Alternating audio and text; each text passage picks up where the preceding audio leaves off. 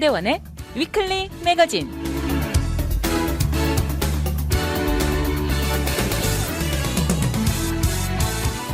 안녕하세요. 위클리 매거진의 문대원입니다. 새로운 것을 접하는데 시간이 오래 걸리는 아이들이 있는가 하면 태어나면서부터 성격상 사람 잘 사귀고 친구들이 넘치는 아이들이 있듯이 사람은 정말 다양합니다. 친구가 너무 많아 고민하는 아이보다 친구가 별로 없이 늘 혼자 다니는 아이의 부모 마음은 안타깝고 마음이 찢어집니다. 친구를 더 사귀어보라고 말은 하지만 아이의 천성이 그렇지 못해 억지로 되지 않습니다. 아이가 성장하면서 달라지기를 바라보지만 현재 상황은 안타깝고 안쓰럽습니다. 정말 친구를 잘 사귀고 이런 것이 어렵지 않은 아이가 있는가 하면 그렇지 않은 아이들에게는 정말 힘든 것이 될 수도 있을 것입니다. 제발 나이를 먹고 사회의 경험이 쌓여가면서 좀 더 사교적이고 외향적으로 변할 수 있기만 부모들은 간절히 바라는 마음입니다.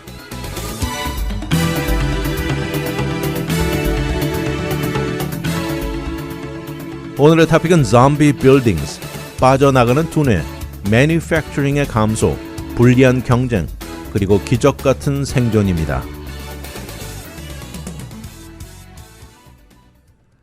이번 팬데믹의 여파 중 하나로 많은 사람들이 원격 근무를 하거나 아니면 반반씩 섞어서 하이브리드로 변했죠. 이러다 보니까 자연적으로 오피스 빌딩의 수요가 크게 감소했습니다. 그러면서 이런 대형 오피스 건물들의 가치들도 자동적으로 떨어지죠. 그러다 보니까 이런 것은 건물 소유주들에게 영향을 주기도 하지만 더 큰 그림을 보면 시정부 차원에서도 커다란 손실입니다. 왜냐하면 예전에 들어오던 재산세, 프로퍼티 텍스의 수익이 크게 떨어졌기 때문이죠. 그리고 이어서 오피스 건물로 움직이는 다양한 경제적인 하락의 여파도 엄청난 결과를 가져왔습니다. 최근 보스턴 컨설팅 그룹이 내놓은 것이 있는데요. 이들이 한 설문조사를 보면 사용도의 하락, 또 따라오는 공실률, 또 급속히 저하는 재정적인 문제들로 인해서 이런 좀비 건물 캐테고리에 들어간 건물들 숫자는 엄청나다는 것입니다. 이런 문제가 가장 심각한 곳들로 단연코 LA와 샌프란시스코가 나와 있습니다. 이 두 도시들의 주중 오피스 사용도는 40% 이하로 떨어졌고요. 이로 인해서 도시 내 공중교통 수익은 무려 80%나 하락했습니다. 지금 오피스 건물 가치나 세금 수익 모두 절반 아래로 떨어졌다는 것입니다. 거기다 이자율의 상승은 건물주에게 재정적인 압박을 주고 있습니다. 그러니 지금 짊어지고 있는 갚아야 할 빚은 더 비싸지고 건물의 가치는 하락하면서 이런 건물 가치보다 빚진 것이 더 클 가능성도 높아졌습니다. 결국 이런 것은 디폴트 가능성이 높아지고요. 이것은 돈을 빌려준 렌더들에게도 여파를 미치게 될 것입니다. 거기다 인공지능 AI의 발달은 오피스 스페이스의 필요성을 추가로 낮춰줬습니다. 이 모든 것들이 한꺼번에 다가오면서 건물주의 시정부 리더들 또 융자를 해주는 다양한 렌더들이 하나가 돼서 이 문제를 풀어야 할 것이란 지적입니다. 우리가 흔히 듣는 빌딩의 공실률이나 또 리즈에 사용되지 않는 공간을 합쳐서 50% 이상으로 올라가면 이것을 좀비 빌딩이라고 이렇게 정의를 내립니다. 그런데 이 좀비 빌딩 안에 들어가 있는 숫자가 이미 많다는 것이죠. 이들 중에 평균 수치를 보면 공실률, vacancy rate는 12에서 17%로 올랐고요. 사용률, utilization 비율은 70%에서 42%로 크게 감소했습니다. 그리고 현재 리즈가 되어 있는 공간 중 상당수가 재계약, 리뉴얼이 되지 않을 전망입니다. 이번 팬데믹 가운데 많은 빌딩 테넌트들도 단기간 short-term 리즈를 사인했고요. 이 기간 동안에 미래에 더 좋고 적합한 옵션들을 찾아오고 있습니다. 사실 팬데믹 이전에는 대부분의 이런 대형 코퍼레이션 리즈가 5년에서 10년 사이였습니다.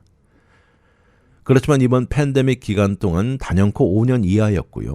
그리고 현재 리즈 중 60% 이상이 3년 안에 만기된다는 것입니다.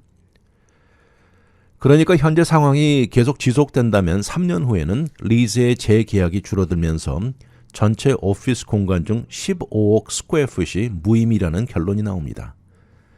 이것은 다시 말해 건물주에게 400억에서 600억 달러 수익 손실을 가져오는 것입니다.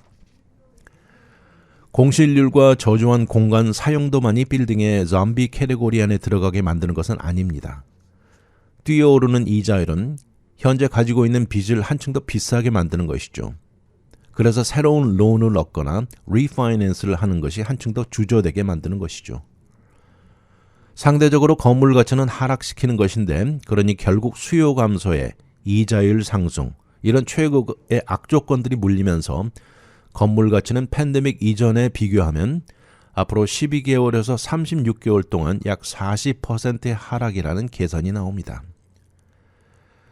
이런 문제는 주택이나 소매업체들이 몰려있는 곳보다 오피스 빌딩이 많은 곳에 가장 큰 타격을 줍니다. 그리고 로컬 정부들도 프로퍼티 텍스 감소로 큰 타격이 예상되고요. 전국적으로 재산세 감소만 150억에서 250억 달러로 예상하고 있습니다. 이런 상황이다 보니까 건물 소유주도 그냥 손만 놓고 있을 수는 없는 것이죠. 그들의 상업용 부동산 Commercial Real Estate Portfolio를 재점검해야 합니다. 그들이 가지고 있는 건물들의 성격, 또 주위의 이웃, 마켓, 재정적인 요소, 또 시정부 세금이나 인센티브들을 모두 조율해야 할 것입니다. 또 그들의 건물의 특징을 재분석하고요. 사용도와 테넌트를 끌어들일 수 있는 장점을 더 부각시켜야 합니다. 또 필요에 따라서는 사용도 변형도 생각해 봐야 합니다. 요새 주위에 보면 호텔로 전환하거나 주상복합 거주로 변형하는 것이 자주 보이는 모습이죠. 그리고 상태가 아주 저조한 경우에는 이것을 완전히 재개발하는 것도 고려하는 것도 한 가지 방법이죠. 그런데 이런 재개발은 강력한 시정부의 도움이나 인센티브가 절대적입니다. 만약 이런 것이 잘 될 경우에는 주위의 네이버후드도 커다란 장점을 가져올 수 있기 때문에 시정부와 협상이 아주 중요하다는 것입니다. 지난 2월 리포트를 보면 브룩필드 프로퍼티스의 펀드 매니저가 말한 것이 있습니다. LA 다운타운에 잘 알려진 고층 건물 빌딩 두 군데가 7억 8,400만 달러 융자 디폴트를 했다는 것입니다. 이런 것이말로 현재 미국 오피스 마켓의 상태를 반영하는 것이라고 하면서 지금 전국 오피스 빌딩 리즈의 60%가 앞으로 3년 후에 익스파이어가 될 예정이라고 합니다. 이런 문제는 빌딩 소유주만의 문제가 아닙니다. 시정부도 앞으로 몇 년 동안 다운타운에 새로운 에너지가 들어오게 방안을 내놓아야 하고요. 도시 자체를 새롭게 재창조하고 생활과 직장에 즐길 수 있는 장소가 되도록 변형시켜야 되는 그런 의무가 있다는 지적도 있습니다. 이런 결정은 절대 쉽지 않을 것입니다. 팬데믹은 우리 직장 생활 패턴과 환경을 영원히 변하게 만들었습니다. 또 이런 문제는 융자를 해준 랜더들 역시 이들의 문제이기도 합니다. 이들은 건물 소유주들과 시정부와 협조해서 앞으로 빌딩 가치 하락으로 파도처럼 이어질 건물 디폴트를 막고요. 또 어쩌지 못하고 이로 인해서 랜더가 건물주가 되어서 매니지를 해야 하는 불상사를 막기 위해서 모두 힘을 합쳐야 된다는 것이죠. 그러기 위해서 지금 현재 론을 새롭게 리스트럭처를 하기도 하고 그리고 디폴트가 만약 발생했다면 이 건물을 팔 수 있게 이런 어려운 상황에서도 처분할 수 있는 적절한 마켓을 개발해야 한다는 것입니다. 다가오는 3년 동안 많은 어려움이 기다리고 있습니다. 늘어날 오피스 건물 문제를 건물주, 시정부, 그리고 랜더들이 힘을 합쳐야만 팬데믹 이후 우리가 앞으로 상업용 빌딩을 어떻게 사용할지를 재고려해야 할 것입니다. 이번은 필라델피아 이야기인데요. 대학 졸업 시즌에 즈음해서 이 지역 대학 졸업생 중 과연 얼마 정도가 졸업을 하고 나서 이 지역에 머무를까 하는 조사를 해본 이야기가 있습니다. 여기서 말하는 두뇌 유출이라는 브레인 드레인을 우려하고 있는데요. 필라델피아 지역 조사를 보니까 대학 교육을 마치고 빠져나가는 두뇌들 문제가 어제 오늘 일이 아니란 분석입니다. 이 지역 여러 대학 데이터를 분석해서 그중에서도 컴퓨터 분야, 전공 분야 숫자를 계산했는데요. 이것을 대표적인 대학교 중에서 몇 개를 들어봤는데 아이비리그 학교인 유펜에서는 올해 215명이 학사 학위를 받았고요. 299명이 석사를 받았고 15명은 PhD를 받았습니다. 이 모두 컴퓨터 전공 분야이죠. 또 옆에 있는 드렉슬 유니버시티에서는 355명이 학사 학위, 245명이 대학원 학위를 받았고 또 템플 유니버시티에서도 100명이 학사, 6명이 석사 학위를 취득했습니다. 또 세인트 조셉 유니버시티에서도 19명이 학사를 받았는데 이 숫자들만 다 더해 보아도 1200명 정도가 컴퓨터 사이언스 학위를 로컬 대학에서 취득한 것이죠. 그러나 현실적으로 모든 케이스가 필라델피아에 머무는 것이 아니라는 것입니다. 비영리 단체인 캠퍼스 필리라고 있는데요. 필라델피아 지역의 두뇌 리크루트먼트 그리고 또 인게이지먼트와 리텐션 하는 데 초점을 맞추는 단체입니다. 이 단체의 리더인 젠 캐비아 씨는 로컬 대학들과 대학 졸업생들이 이 지역에 유치시키는 데 노력을 기울이고 있다 이렇게 말을 합니다. 이 단체가 막 설립되었던 2000년대 초에는 필라델피아 졸업생들 중 오직 25%만이 필라델피아 지역에 유지되었습니다. 그런데 이것이 2019년에 와서는 비율이 54%로 상승했는데 그 이유는 필라델피아 지역에 영향력 있는 사람들이 이런 문제의 변화가 절실하다는 데 입장을 같이 했고요. 젊은 신선한 재능 있는 두뇌들을 유지해야 한다는 데 한 목소리로 앞장선 것입니다. 이런 것은 궁극적으로 필라델피아 지역의 성장과 다양한 문제를 해결할 수 있다는 차원에서 협조를 이루어 왔었죠. 특히 STEM 분야 안에서 2019년에 와서 이 중에서도 바이올로지나 과학 분야는 상당수가 이 지역에 머무르게 변했지만 그렇지만 컴퓨터 사이언스나 IT 계통은 여전히 이 지역에 남는 비율이 낮다는 것입니다. 현재 대학에 재학 중인 나이가 제너레이션 Z 세대죠. 이들은 인구 면에서 숫자가 그다지 높지 않은데 이런 낮은 숫자로 인해서 리텐션이 더 어렵다는 지적입니다. 이렇게 컴퓨터 사이언스와 여기 연관된 분야 인재들을 유지하는 데 어려움은 지속될 전망인데요. 이런 이유는 다른 지역에 이 분야 사람들을 찾는 경쟁이 치열하다는 것입니다. 그리고 그런 지역에서 직업 조건과 기회가 한층 더 많다는 이유입니다. 또 다른 이유는 최근에 필라델피아로 대학으로는 유학생들이 늘어나면서 이런 경우 학위 취득과 함께 필라델피아를 떠나는 것은 거의 기정사실이라고 합니다. 캐비에스는 이런데 필라델피아가 한층 더 좋은 조건을 제시하고 좀 더 끌리는 직업들을 제공한다면 이런 경우도 이 지역에 머무르게 할 수 있을 것이란 의견을 내세우고 있습니다. 두 명의 학생 예가 나와 있는데요. 이 앙카 스칼렛이라는 학생과 비벡 키만이라는 학생이 있습니다. 두 명 다 컴퓨터 사이언스를 전공했는데 이번 달에 드렉슬 유니버시티를 졸업하고 학위를 취득했습니다. 스칼렛은 로마니아 출신이고요. 키만이는 인도 출신입니다. 그리고 두 사람은 졸업과 동시에 이미 직업이 정해져 있는 경우이죠. 스칼렛은 샌호세에 위치한 소프트웨어 엔지니어 풀타임 잡을 잡았고요. 카미니는 샌프란시스코의 시큐리티 분야 스타트업 회사인 그곳에서 소프트웨어 엔지니어로 자리를 마련한 것입니다. 이곳에서 이미 대학 이전에 인턴을 했었던 곳이고 지난 몇 달 동안 파트타임으로 일해온 곳입니다. 스칼렛 학생 말에 의하면 드렉슬 대학교 졸업생들은 졸업 후에 두 가지 옵션이 있다고 하는데 이 필라델피아 지역에서 인턴으로 일해 본 적이 있는 곳에 직업을 억셉트하거나 전혀 일해 본 적이 없는 새 회사에 오퍼를 받는 것이라고 합니다. 그런데 본인의 경우는요, 궁극적으로 캘리포니아로 돌아가는 것이라고 하면서 본인은 늘 스타트업에서 일하기를 원했고 그런 차원의 실리콘밸리가 최고 목표라는 것이죠. 스칼렛은 필라델피아 지역 인턴을 해본 적이 있고 많은 것을 배웠다고 합니다. 그렇지만 늘 캘리포니아로 돌아가기를 원했던 것이고 본인의 회사를 언젠가 차리기 위해는 캘리포니아가 제일 좋은 장소라는 생각을 해온 것입니다. 지난 4년 동안 필라델피아에서 살면서 많은 경험을 했고 많이 배웠다고 합니다.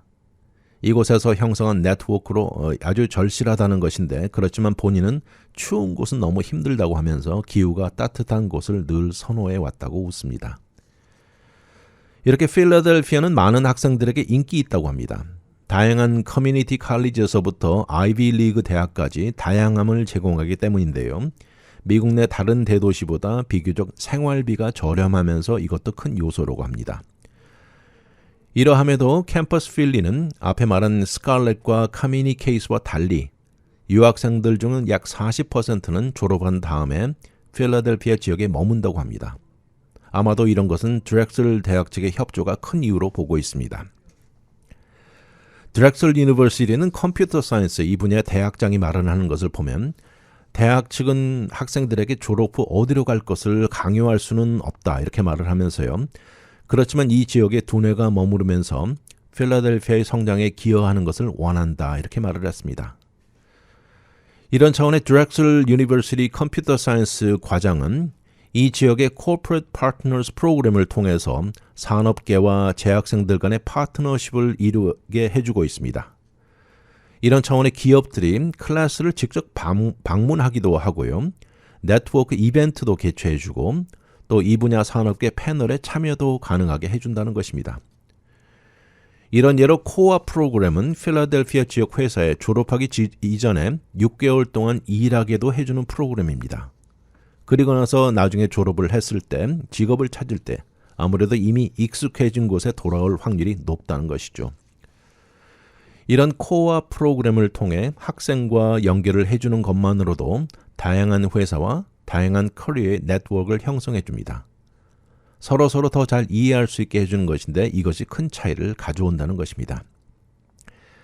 현재 이런저런 것들로 인해서 드렉슬 유니버시티 졸업생들 중 46%는 이 지역에서 이미 잡 오퍼를 받았습니다.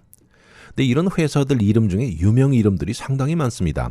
예를 들어 보면 컴캐스트가 있고요. 럭키드 마틴, 시그나, FS 인베스트먼트, Urban Outfitters, 그리고 마이크로소프트 등입니다.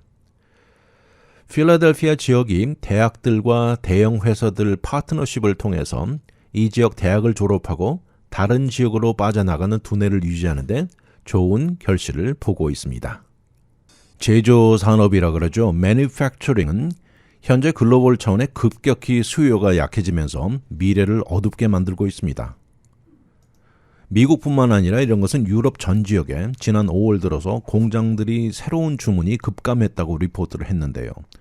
사실 그동안 팬데믹 동안 밀려있던 오더를 겨우 이것들로 인해서 기계들이 돌아가고 있는 현실입니다. 과연 팬데믹 기간부터 현재까지 밀려있는 오더들, 이것이 얼마 동안 글로벌 차원의 이 분야를 지탱시킬지 불투명한 가운데요. 이런 것은 연방정부가 발표한 데이터와 일치하는 것입니다. 앞으로 지속적으로 오더는 줄어들 것으로 전망하고 있습니다. 미 상무부는 이 공장 오더는 지난 3달 연속 감소했다고 말을 했는데요. 이런 것은 방어 산업을 제외하고는 모두 감소했다고 말합니다. 유럽도 마찬가지입니다. 유로존의 생산과 밀린 오더와 새로 들어오는 오더는 5월 달에 모두 감소했습니다. 또 중국도 상황이 다를 것은 없습니다. 전 세계 최고 규모의 중국 제조 분야 산업인데요. 5월에 약간 상승하면서 그 이전에 몇 달 연속 하락에 다소나마 안도숨을 내쉬게 해줬는데 그렇지만 전 세계 두 번째 규모 시장인 중국에도 수출도 지난 5월에 7.5%가 하락했고 이것은 지난 1월 이후에 최고폭이라고 합니다. 중국의 이런 저조한 수치는 중국 물건에 대한 수요의 감소를 의미합니다. 이런 모든 것은 중국 경제에 커다란 우려를 낳고 있다고 하는데요. 현재 중국의 실업률의 상승, 또 거기다 부동산 가치 슬럼프가 겹친 현실에 우려를 낳고 있는 상황입니다. 이러면서 글로벌 차원의 제조업 다소 회복 기미가 5월에 보이기는 했지만 이 분야의 미래는 상당히 불투명하다고 전문가들이 말하면서 새로운 수출 오더가 크게 줄어들고 또 올라갈 기미가 보이지 않는다는 것입니다. 이렇게 글로벌 수요가 줄어드는 이유 중 하나는 지난 2000년 팬데믹 가운데 전 세계는 쇼크를 맞았죠. 그러면서 그때 당장 서비스 분야의 소비를 크게 줄이게 되었습니다. 그러면서 물건 구입은 크게 늘어났고 이것이 바로 그때 당시 제조업계의 오더가 쇄도하게 만들었죠. 그리고 그때 당시 밀렸던 오더들이 지금까지 어느 정도 밀려 있는 것입니다. 그런데 이제 모든 국가들이 팬데믹 당시에 강했던 많은 제재들을 중단하면서 사람들이 돈 쓰는 것이 다시 서비스 분야로 돌아가고 있습니다. 현재 미국과 유럽 지역의 hospitality 서비스는 최고입니다. 이번 여름 여행객들 아마도 신기록을 세울 전망으로 내다보고 있는데요. 이런 소비자들의 지출이 물건 구입에서 서비스로 바뀌면서 또 거기다 이자율 상승이 맞물리면서 제조업계는 어려움을 겪고 있는 결과는 뻔한 것이죠. IMF가 최근 중국 상황을 말했는데요. 중국의 강력한 팬데믹 제재 조치를 완화하고 문을 열면서 글로벌 경제에 신선한 모멘텀을 줄 것으로 예상했습니다. 그렇지만 뚜껑을 열고 보니까 중국의 경제 성장은 기대치에 미치지 못하고 중국의 이런 변화로 글로벌 경제에 희소식을 줄 것이라는 기대는 점점 사라져가고 있습니다. RBC 웰트 매니지먼트의 시니어 포트폴리오 전략가인 톰 게레슨 씨는 현재 사람들이 돈 쓰는 방향이 많이 바뀌었다고 합니다. 돈을 소비 물건에서 서비스로 전환했다는 것이죠. 이러다 보니까 글로벌 차원의 물건에 대한 수요가 급감했고 이러면서 서비스 분야는 반대로 최고 호황을 누리고 있다는 것이죠. 그리고 중국이 문을 여는 것에 큰 기대를 걸었는데 이런 기대는 실패였다 이렇게 말을 합니다. 거기다 정부 차원의 연준위는 인플레이션과 싸움에 이자율을 지속적으로 높여왔죠. 이것은 인플레이션을 시킨다는 차원의 소비자들 수요를 줄이는 것이 가장 큰 것이었습니다. 최소한 미국에서는 이런 경우였죠. 이런 것도 미국보다는 규모는 덜했지만 유럽도 마찬가지 상황입니다. 미국 연준위는 지난 10번에 걸쳐서 이자율을 올렸습니다. 또 유럽의 중앙은행들도 유럽 전 지역의 인플레이션을 잠재우려고 미국과 마찬가지로 이자율을 상승시켜 왔지요. 유럽 역시 이자율 증가를 멈춘다는 신호는 아직도 내놓지 않고 있는 현실입니다. 물건 중에 자동차나 부엌 어플라이언스들처럼 3년 이상 수명이 가는 오래가는 물건이란 의미로 이런 것들을 듀러블 굿즈라고 부르는데요. 그런데 이런 것들이 융자나 이 크레딧으로 구입하는 경우가 많을 수 있습니다. 그런데 이런 모든 것들도 수요가 줄어들면서 제조업계도 제조 양을 줄이게 되고 따라서 노동력도 감소를 시키게 만드는 것이죠. 만약 경기 침체 리세션이 온다면 소비량을 더 낮출 것이고 아무래도 어려운 상황이 온다면 소비자들은 꼭 필수적인 것만 제외하고 구매를 낮출 것입니다. 그런 차원에서는 이런 소비 형태의 제조업계에 절대 좋을 리 없죠. 경제가들이 내다보는 것은 미국의 리세션 가능성은 올해 말 정도, 약한 정도로 예상하고 있는데요. 현재 노동시장이 여전히 강하게 유지되는 이유라고 하는데 최근에 나온 유럽의 유로존은 올해 말 리세션으로 들어갈 것으로 점치고 있습니다. 그 중에서도 유럽의 가장 큰 시장인 독일이 올해 말 침체율이 다른 유럽 국가보다 높을 것으로 예상하고 있는데요. 독일 경제는 올해 첫 번째 4분기 0.3% 하락을 맞았고 이것은 작년 마지막 4분기 0.5% 하락에 이어진 것입니다. 지속적인 물가 상승으로 독일 국민들에게 상당한 부담을 주고 있습니다.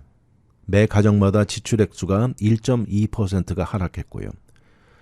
독일은 그중에서도 에너지 가격의 엄청난 증가로 국민들의 소비 형태를 크게 위축시켰습니다. 러시아의 우크라이나 침공 이후 유럽의 에너지 지출은 이미 크게 올랐지만 그래도 여전히 각 가정이 지난 겨울 에너지에 낸 지출이 엄청나게 부담스러웠다는 것이죠. 중국의 경우를 보면 올해 첫 번째 4분기 2.2% 성장했습니다. 그런데 이것은 단지 팬데믹 제재가 사라지고 사람들이 외식과 여행 증가가 가장 큰 이유였다고 합니다. 대표적인 제조업계의 거물들이 주의를 요망하고 있습니다. 글로벌 일렉트로닉 제조업체 폭스컨은 이곳은 애플의 물품을 대는 업체인데요. 클라우드와 네트워킹 비즈니스에 올해 수익 예상이 저조할 것으로 내다보고 있습니다. 그런가 하면 3M의 수석 부사장은 전자 비즈니스는 이 소비자들의 전자제품 수요 급감으로 크게 영향을 받을 것이다 라고 내다보고요. 올해 약 6천 명 정도 레이오프를 계획하고 있다고 말했습니다. 그런데 미국 제조산업 전체 협회에서는 그래도 67%의 제조업체들이 올해를 희망적으로 내다본다고 말했는데 제조업체 차원의 현재로서는 질 높은 종업원들을 유지하는 것, 또 약한 미군의 경제 지표들, 또 비즈니스의 부정적인 요소들이 존재하는 것들이 회사 차원의 가장 큰 이슈들이라고 말했습니다. 아무튼 전 세계의 소비 형태가 팬데믹 동안 가해지던 많은 제재들이 사라지면서 물건의 수요는 감소하고 여행 같은 다양한 서비스 쪽으로 이동하고 있으면서 제조 산업계가 허덕거리게 만들고 있습니다. 부모 세대 격인 베이비 부모 세대가 밀레니얼 젊은 세대들보다 더 많은 웰스를 축적해 있는 것은 당연한 사실이죠. 그런데 이런 차이가 지금 부동산 시장 상태에 영향을 미친다는 것 무슨 이야기일까요? 실제 연령을 따져보면 밀레니얼 세대 나이가 집을 구입하는 피크 나이라고 합니다. 그리고 베이비 부머 세대는 은퇴한 연령층이 대부분이죠. 주택 구매자 연령층으로 볼 때는 구분해 볼 때 지난 2014년 밀레니얼들의 숫자가 베이비 부머 세대를 앞질렀습니다. 그런데 작년 주택 구매 숫자에서 이것이 뒤집힌 것입니다. 어린 자식 나이층 밀레니얼을 물리치고 베이비 부머 세대들이 그 자리를 되차지한 것이죠. 뱅크 오브 아메리카 산하의 띵크탱크가 내놓은 것이 있는데 이런 이유를 내놓았습니다. 베이비 부머들과 밀레니얼들이 그들 상황에 적당한 주택 구입에 있어서 공통적인 주택 구입에 마주치게 된다는 것입니다. 이렇게 본인들이 가지고 있는 부를 비교해 보면 밀레니얼 세대가 가지고 있는 액수는 9조 달러 정도라고 하는데 이것에 비해서 베이비 부머의 부는 73조 달러로 크게 비교되죠. 물론 베이비 부머들이 수십 년 동안 세월 동안 더 축적해서 이런 이유도 있기도 하지만 그런데 밀레니얼들이 같은 연령 시점에서 비교하면 베이비 부머가 1달러를 가지고 있으면 밀레니얼은 84센트에 비교됩니다. 그런데 이번 팬데믹이 시작되고 베이비 부모들 나이도 먹고 이제는 다운사이징을 추구하게 되고 밀레니얼들은 자연스럽게 그들의 단순한 첫 번째 집, 스타터 홈을 찾게 되었죠. 밀레니얼들은 상당수가 팬데믹이 시작되면서 부모님 집으로 들어간 숫자가 많았고요. 그러면서 생각보다 저축을 많이 하게 되었습니다. 이제 집을 사려는 예전보다 한층 더 유리한 위치에 있게 되면서 그런데 동시에 베이비 부모들 다운사이징과 맞물리는 것입니다. 부동산 전문가가 말합니다. 상당수의 베이비 부모들과 밀레니얼 세대가 겹치는 경우가 아주 많다고 하면서요. 이제 자식들이 다 출가한 엠티 네스트라고 부르죠. 엠티 네스트의 베이비 부모 세대들과 자식이 아직은 없거나 한 명 정도인 젊은 밀레니얼 세대 커플들이 공통으로 만나게 돼서 이 베이비 부모들은 은퇴 홈을 찾는 사람들과 스타터 홈을 찾는 세대들의 만남이라고 말하고 있습니다. 그런데 여기 아무래도 베이비 부모들이 밀레니얼들보다 한층 더 구미 당기는 받아들여지기 좋은 오퍼를 넣을 수 있고 결국 집을 사는데 성공률이 높다는 것이죠. 현실적으로 많은 베이비 부모들은 현재 살고 있는 곳에 머무르고 싶어 합니다. 부동산 전문가들은 최고 바이어나 셀러들이 바로 이런 베이비 부모들이라고 말을 하면서요. 그리고 더 많은 베이비 부모 세대들이 조만간 은퇴를 고려 중이라는 것입니다. 요새 자식을 낳아 키우는데 부양하는 데 들어가는 비용이 하늘 높은 줄 모르고 치솟는 현실에 베이비 부모 세대들은 자식 세대들을 돕고자 하는 의도가 높습니다.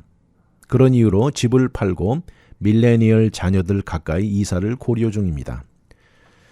이러다 보니까 똑같은 집을 두고 베이비 부모와 밀레니얼 세대가 오퍼를 놓고 경쟁하는 사례가 많다는 것이죠. 아무래도 젊은 층들은 부를 축적하는 데까지는 아직은 열악한 상황이라 현재 살고 있는 집에 에퀴티가 두둑히 있고 이런 그 가격이 이자율이나 아무래도 덜 센시티브한 베이비 부모 바이어가 이길 확률이 높은 것이죠. 거기다 현재 주택을 소유하고 있지 못하고 렌트를 하고 있는 밀레니얼이라면 주택 오프 경쟁에서도 더 불리하다는 것이죠. 반면 상당수의 베이비 부모들은 이미 주택 소유자들이라 유리한 경쟁이 될 수밖에 없는 것이죠. 현재 같은 이미 오를 대로 뛰어오른 주택 가격에 높은 이자율 등 이런 환경에서 베이비 부모 세대들이 집을 사는데 한층 더 많은 이점과 튼튼한 위치에 있습니다. 또 거기다 요새 베이비 부모들이 수명도 길어지면서 예전보다 한층 더 오래 살고요. 그러다 보니까 필요한 주택 숫자는 더 커져야 한다는 지적이죠. 이런 것이야말로 현재 미국 내 주택 숫자 절대적으로 모자란 상황을 더 악화시키는 격이죠. 그런가 하면 반대로 밀레니얼 세대들이야말로 아마 역사상 가장 치열한 경쟁에 비싼 가격, 그리고 최악의 주택난에 자리를 잡고자 하는 우울한 세대들이라고 합니다. 심지어 이 중에 부를 어느 정도 축적한 밀레니얼이라고 해도 집을 구입하는 것이 만만치 않다는 것입니다. 또 한 가지 두 세대를 비교할 때 경쟁이 되지 못하는 요소로 그만큼 더 많은 부를 축적하고 손에 쥐고 있는 현금도 더 높은 베이비 부머 세대들은 이자율이 오르고 내리는데 덜 민감합니다. 그러니까 모기지 이자율이 3% 아래이건 7% 이상이건 이것이 집을 사려는 의도에 큰 영향을 주지 않는다는 점이죠. 이런 상황에 전문가들이 내다보는 미래는 단기간 동안 이런 현상은 변하지 않을 것으로 보고 있습니다. 현재 나와 있는 인벤토리는 가격대가 많은 밀레니얼들이 감당하기 어려운 정도죠. 그리고 그렇지만 이것이 영원히 지속되지는 않을 것이라고 하고 35살 이하 젊은 층 주택 수요는 다시 상승할 것으로 내다보고 있기는 합니다. 한 가지 전국적인 차원에서 볼 때 베이비 부머들과 밀레니얼들이 이사가는 장소에는 차이가 있습니다. 첫 번째로 공통적으로 베이비 부머와 밀레니얼들이 공통적으로 보스턴이나 뉴욕, 샌호세, 샌프란시스코 같은 대도시, 생활비 높은 지역은 피하려 합니다. 그럼에도 같은 도시 안에서도 서로 다른 장소로 옮기려 한다는 것입니다. 밀레니얼 세대들이 선호하는 곳은 주로 오스틴, 텍사스, 클리블랜드, 달라스, 템파. 그런가 하면 베이비 부머 세대들은 라스베가스나 피닉스, 올랜도, 템파를 더 선호합니다. 추가로 샬럿, 노스캐롤라이나, 휴스턴, 필라델피아로도 많이 가지만 반대로 시카고나 디트로이트, 워싱턴 DC는 아주 빠르게 인구가 줄어들고 있습니다.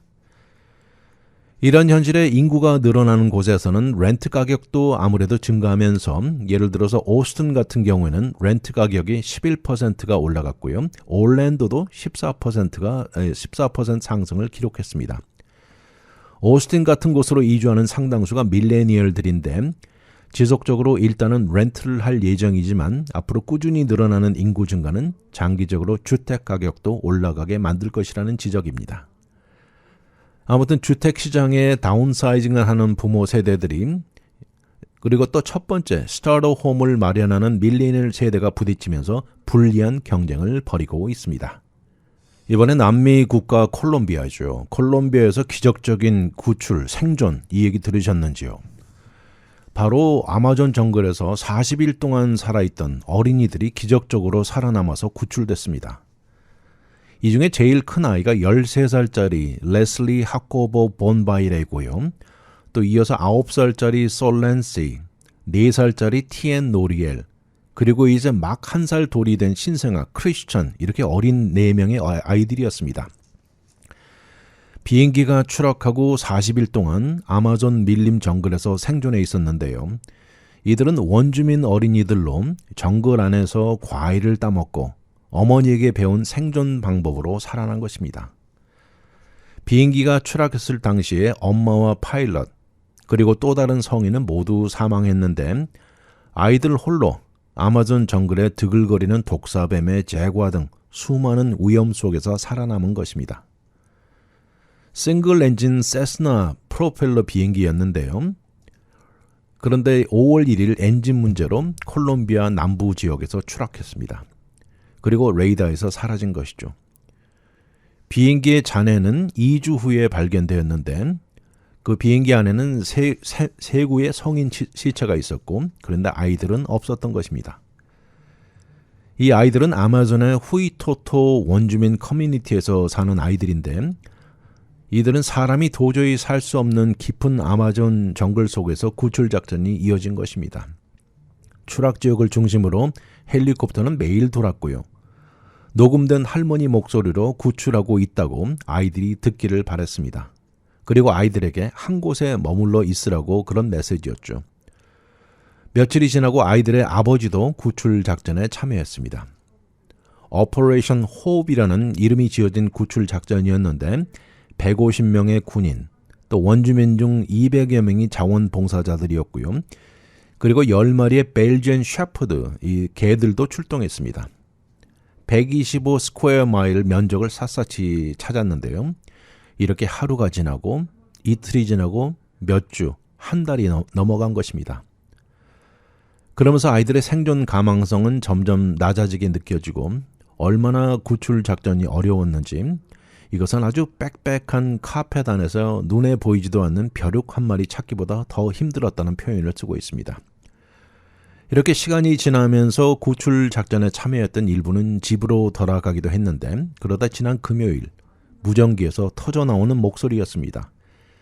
기절이라는 미라클이 4번 반복되었습니다. 육군 무전기에 아이들을 찾았다는 신호인데요. 미라클을 4번 반복한 것은 4명 아이를 모두 찾았다는 의미였습니다. 이렇게 구출된 아이들의 모습은 다소 야위기는 했고 온통 팔다리는 벌레에 물린 자국투성이었습니다.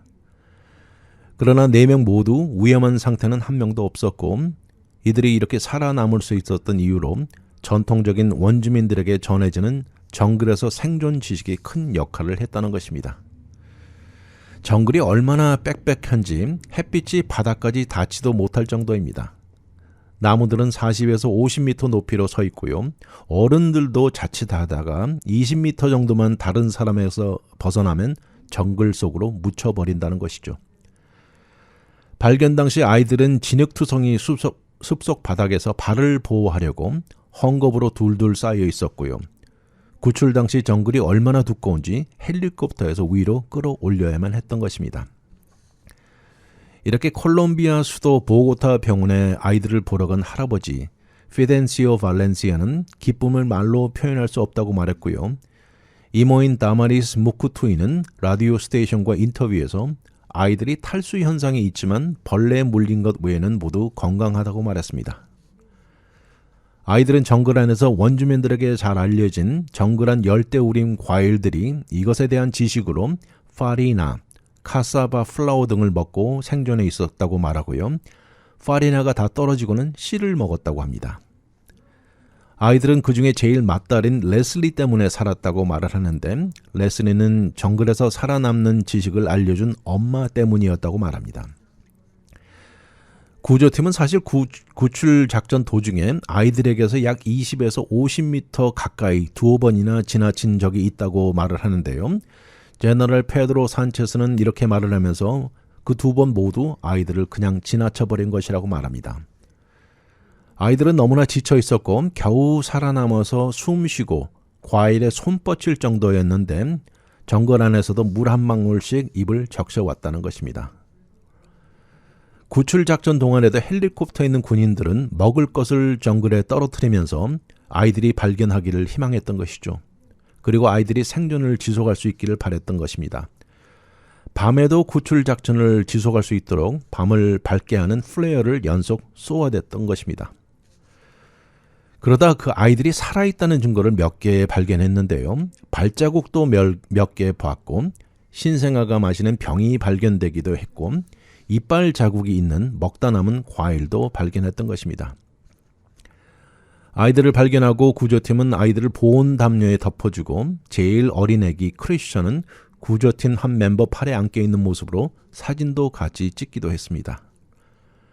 아이들은 그들의 강아지와 시간을 보냈다고 하는데 강아지는 결국 사라져가지고 구출팀은 강아지를 여전히 찾고 있다고 합니다. 콜롬비아의 구스타보 페트로 대통령은 아이들의 구출 소식에 기뻐하면서 병원에 가서 직접 만나기도 했습니다. 정글이 아이들을 살렸다고 말을 하면서 이 아이들은 정글의 아이들이다. 이제 그 아이들은 콜롬비아의 상징적인 어린이들이라고 말했습니다. 그리고 또 이들이 살아남은 것은 생존의 대표적인 예라고 말을 하면서요. 이번 아이들의 구출은 콜롬비아 역사에 기록되어야 한다고 말했습니다.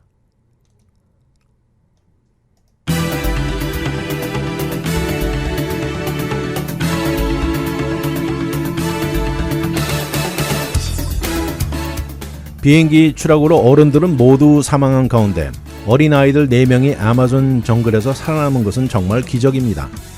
햇빛이 바닥에 닿지도 못할 정도로 빽빽히 들어선 정글에서 수많은 독사와 동물들 그리고 벌레들 속에서 기적적으로 살아남은 것입니다. 이 지역에 익숙한 원주민 커뮤니티에서 자란 아이들이라는 점이 크게 작용했을 것이란 생각이지만 그래도 불과 13살짜리가 동생들을 챙기면서 살아남았다는 것에 놀라지 않을 수 없습니다. 헝겊으로 발을 둘러싸고 정글 안에 과일을 먹으면서 무려 40일 동안이나 살아남았다는 것, 컬럼비아에서 제일 자랑스러운 아이들임에 틀림없습니다. 위클리 매거진은 인터넷을 통해 다시 들을 수 있습니다. radiokorea.com에 들어와 다시 듣기를 누르시고 편안한 시간에 들으십시오. 또는 위클리 매거진을 유튜브에 들어와 RKTV 1540을 통해서도 들을 수 있습니다. 지금까지 위클리 매거진 진행의 문대원이었습니다. 감사합니다.